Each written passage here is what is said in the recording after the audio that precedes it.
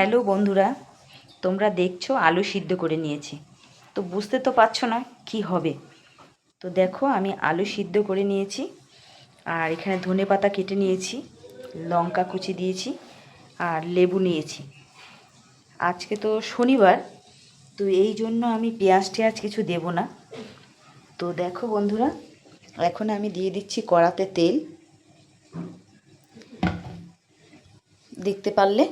দেখতে পেয়েছো, কড়াতে দিয়ে দিয়েছি তেল। আর এই আলুটাকে এখন আমি একটু মিক্স করে নিচ্ছি। কেন কি না হলে এটা কড়াতে দিলে হবে না। বানাবো হচ্ছে আমি আলুর পরোটা। তো তোমরা দেখতে পাচ্ছ, সঙ্গে থাকো, লাস্ট পর্যন্ত দেখতে পাবে আমি পরোটাটা কি করে বানালাম। দেখতে পাচ্ছ, এর মধ্যে আমি স্বাদ মতন দিয়ে দিলাম নুন, আর দিয়ে দিলাম হচ্ছে লেবুর রসটা। দেখতে পারলে তোমরা কেন লেবুটা দিলাম, কেন আমি তো পেঁয়াজ রসুন কিছু দিচ্ছি না। তো লেবুটা দিলে একটু বেশ পরোটাটা টক টক লাগবে, ভালো লাগবে। তো দেখো, এখন আমি কড়াতে দিয়ে দিচ্ছি, তেল হয়ে গেছে গরম, দিয়ে দিলাম লঙ্কাগুলো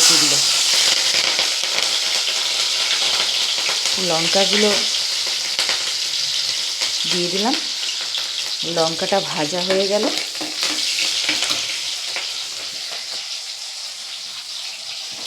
এবার আলুটা এর মধ্যে দিয়ে দেবো। দেখতে পাচ্ছ, আলুটা দিয়ে দিলাম। এবার আলুটাকে ভালো করে একটু কষিয়ে নেব। দেখো দেখতে পাচ্ছ বন্ধুরা, এবার দিয়ে দিলাম আমি ধনেপাতা কুচিটা। আর যদি কেউ মিষ্টি খায় তাহলে একটু চিনি দিয়ে দেবে। আমি তো মিষ্টিটা খুব একটা পছন্দ করি না, এই জন্য আমি মিষ্টিটা দিলাম না। কেন, আলুগুলোই তো মিষ্টি মিষ্টি, তার জন্য আমি মিষ্টিটা দিলাম না, মিষ্টিটাকে বাদ দিয়ে দিলাম। তো দেখতে পাচ্ছ বন্ধুরা, দেখো বন্ধুরা, পুর রেডি হয়ে গেছে আমার। এই যে আলুটাকে মশলা, ধনেপাতা, লেবু, নুন, লঙ্কা সব দিয়ে আমি এই যে আলুর পুরটা রেডি করে নিলাম। এইবার যাচ্ছি আটা মাখার জন্য। তো বন্ধুরা, এখন আমি মাখবো আটা। তো আটা দিয়েও হয়, তা আমি একটু ময়দা পাইল করব। একটু ময়দা দিলাম, এখন এর মধ্যে আটা দেব। তো দেখো বন্ধুরা, হয়ে গেছে আটা মাখা। এইবার আমি এই পুরটা এর মধ্যে ভরবো। তো দেখো, আলুর পরোটা কে কে খাবে চলে এসো। কেমন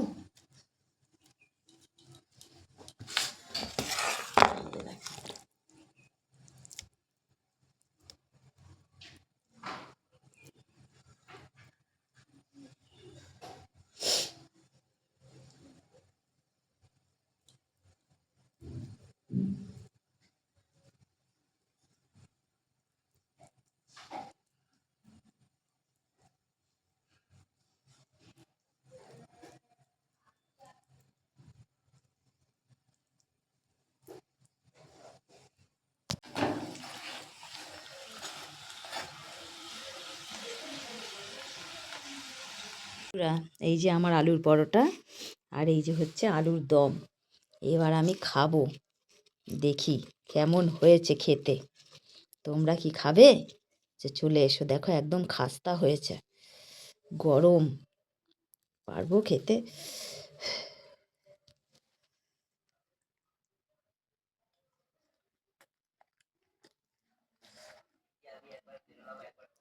অসম একদম।